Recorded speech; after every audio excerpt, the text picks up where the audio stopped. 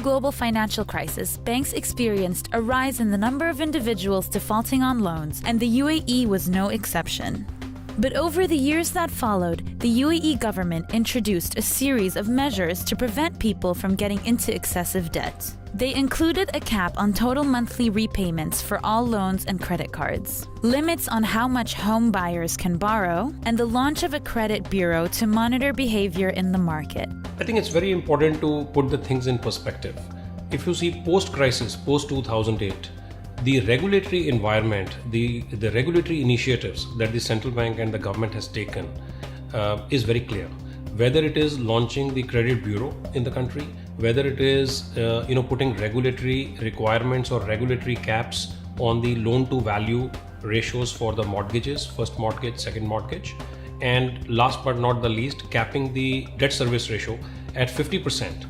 If you put these three things together, it has created a very significant ecosystem which can drive the responsible lending, through all the banks in UAE. Banks such as Mashreq work with information provided by the Al Ittihad Credit Bureau, or AECB, to assess a customer's creditworthiness. Kundra says it has significantly helped mitigate the risk of lending since its launch. There was no other comprehensive medium available to give a 360-degree view of the customer's liabilities in this country. The launch of a credit scoring system by the AECB earlier this year was another sign of a maturing personal finance landscape in the UAE.